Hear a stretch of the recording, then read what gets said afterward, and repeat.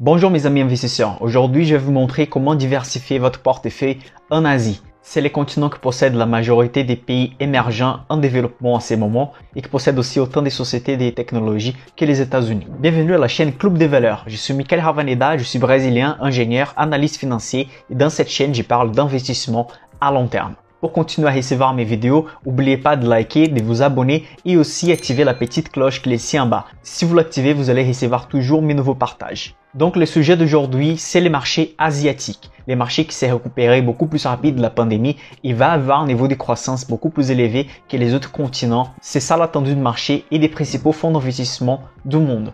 Aujourd'hui, je vais détailler comment profiter de cette diversification en Asie si vous êtes dans les PA ou hors les PA. Du coup, je vais vous montrer des ETF que vous pouvez investir dans les marchés asiatiques. Cet ETF, il a la moitié de poids sur la Chine et l'autre moitié sur plusieurs pays asiatiques. Dans la description de la vidéo, vous allez trouver les liens pour l'ETF qui ne fait pas partie de PA et pour l'autre qui fait partie de PA. Les données que je vais vous présenter aujourd'hui, ils concernent les deux ETF, soit c'est les présentes dans les PA ou pas présentes dans les PA. Donc l'ETF plus spécifiquement que je vais vous présenter aujourd'hui, c'est Amundi Emerging Markets, donc les marchés asiatiques des pays émergent. Si vous souhaitez acheter cet ETF, une partie coûte environ 23 €. Il a une liquidité d'environ 400 millions de dollars, c'est que c'est bien acceptable au niveau de liquidité et au niveau des frais annuels des 0,20% par an, c'est que c'est extrêmement bien acceptable. Donc la première chose qu'on veut savoir une fois qu'on investit sur un ETF, c'est la diversification géographique pour voir si on est bien diversifié. Donc comme vous pouvez voir dans cette image suivante, il investit plus ou moins 50% de l'ETF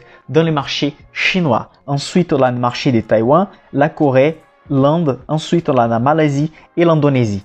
Donc, c'est un ETF bien diversifié, mais surpondéré sur la Chine. Bien sûr, car la Chine, c'est la deuxième puissance mondiale en économie maintenant. Et du coup, c'est normal que l'ETF Asie va surpondérer, en fait, la Chine dans cet ETF. La diversification, elle est bien faite aussi au niveau sectoriel. Et ce que je trouve important, c'est que les deuxièmes composants du niveau sectoriel, c'est la technologie, c'est la deuxième place des poids dans cet ETF.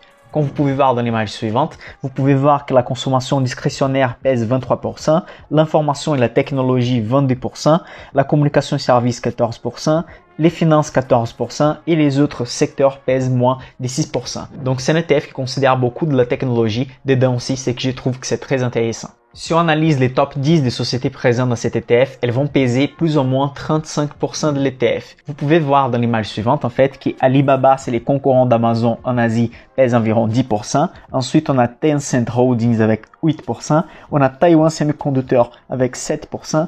Et Samsung, l'interface qui vend des portables, télé, tout le monde connaît, l'interface coréenne avec environ 5% de poids dans cet ETF. Du coup, comme les top 10 des sociétés pèsent environ 35% de l'ETF, c'est que c'est pas négligeable, je vais vous présenter les 4 principales sociétés de cet ETF. Elles ensemble, elles vont peser plus ou moins 20 à 25% de l'ETF. Donc la société qui a plus de poids dans cet ETF, c'est Alibaba. C'est les concurrents d'Amazon en Asie. Du coup, Alibaba, c'est une plateforme qui permet la vente entre les vendeurs et l'acheteur et c'est le plus grand centre des ventes de l'Asie. Et en fait, sa manière de gagner de l'argent vient des 3 pôles d'activité. Du coup, le premier pôle d'activité, c'est la vente sur l'Internet, comme Amazon le fait aussi. Le deuxième pôle d'activité, c'est la prestation en ligne pour des paiements. Et le troisième pôle d'activité, ce sont des structures et bases de données informatiques sur Internet. La deuxième société, c'est Tencent Holdings. Cette société, elle présente des niveaux d'activité informatique, surtout sur les jeux vidéo et des prestations informatiques. C'est une grande société avec des milliards d'euros de valorisation dans la bourse. Aussi, une partie de son secteur d'activité, c'est la publicité sur l'Internet, ce qui pèse beaucoup dans le marché mondial et surtout en Asie. Il possède aussi des services informatiques, des paiements sur l'Internet et aussi stockage des données sur les nuages. C'est une société qui a pris plus de 70% des valorisations depuis le début de l'année. La troisième société qui pèse plus dans cet ETF, c'est Taiwan Semiconductors. C'est une société de Taïwan qui possède son focus sur la production des hairdressers électroniques. Les chiffres d'affaires des principales entreprises de cet ETF, ils viennent dehors de l'Asie.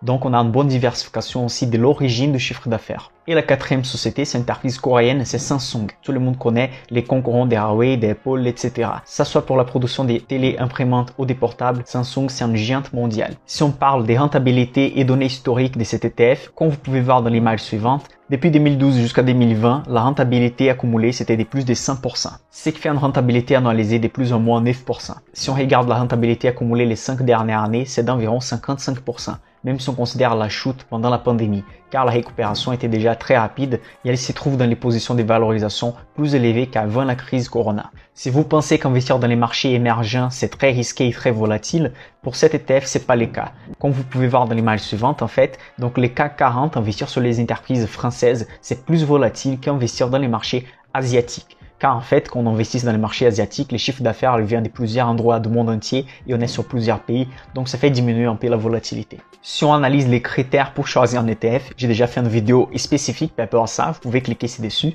On commence à analyser par exemple la liquidité. La liquidité, c'est la quantité d'argent investi dans l'ETF. Ça permet en fait d'avoir moins d'esprit d'écart entre les prix des ventes et d'achat. Cet ETF, il possède plus de 400 millions d'argent investi, donc c'est très liquide, c'est que c'est un point positif pour acheter cet ETF. Par rapport aux frais, c'est seulement 0,20% par an, donc excellent pour l'investisseur à long terme. La diversification, elle est très acceptable, même qu'on ait la moitié du poids sur la Chine. Si on investit par exemple sur un ETF monde, la moitié du poids, ça va être sur les États-Unis. Donc ça respecte un peu la pondération des capitalisations par pays.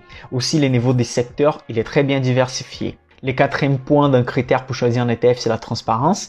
Par rapport à l'indice, c'est très transparent car on connaît les principales entreprises qu'il y a dans l'ETF et aussi on connaît les poids de chacune. C'est que c'est pas très transparent, c'est les niveaux des pouvoirs du gouvernement chinois sur les sociétés cotées dans la bourse. Mais comme cet ETF il est bien diversifié sur plusieurs sociétés, sur plusieurs pays, ça c'est pas un point qu'on doit s'inquiéter énormément. Et par rapport à la distribution des dividendes, ça c'est un ETF qui va être capitalisant, donc les dividendes vont être réinvestis. Et aussi cet ETF c'est de type synthétique. Donc il faut qu'on parle des avantages, des inconvénients de cet ETF. Donc déjà, cet ETF respecte tous les critères principaux pour investir dans l'ETF, par rapport à la diversification des frais et tout ça qu'on vient de discuter. Donc ça c'est un point positif. Un autre point positif, c'est la diversification en Asie. Normalement, en Europe, on a la tendance de diversifier en Europe et aux États-Unis, mais on oublie les marchés asiatiques, ce qui doit avoir une grande progression les prochaines années. Donc, je pense en fait que tous les investisseurs qui veulent investir et diversifier à niveau géographique, ils doivent avoir un peu de poids sur les marchés asiatiques. Un point très important aussi, c'est que ces marchés les moins volatiles que même les marchés français. Donc, on a un historique normalement dans la bourse d'avoir beaucoup de volatilité, des hausses et des baisses très élevées à court terme sur les marchés émergents. Mais cet ETF Asie, il est justement au contraire. Il est un peu moins volatile que les marchés classiques européens. Si on parle des inconvénients, on a l'instabilité politique dans la région, comme les conflits entre le Pakistan et l'Inde, entre l'Inde et la Chine, et on sait que les pouvoirs des gouvernements dans cette région, sous certains pays, c'est très élevé. Donc ça, c'est un point d'inconvénient. Un deuxième inconvénient, c'est la guerre politique et économique entre les États-Unis et la Chine. Et comme la Chine, elle pèse la moitié du poids de ses portefeuilles, c'est une chose à surveiller. Par rapport au poids de cet ETF dans les portefeuilles, rester entre 7 et 25% semble intéressant. Mais par conséquent, ça va dépendre de votre niveau de connaissances et de la diversification que vous avez déjà dans votre portefeuille. Si vous êtes arrivé jusqu'ici, n'oubliez pas de liker la vidéo, laisser un commentaire ci-dessus par rapport à ce que tu trouves de cet ETF et dites-moi si vous investissez déjà dans ce type d'ETF. Je suis Michael Ravaneda et on se voit à la prochaine.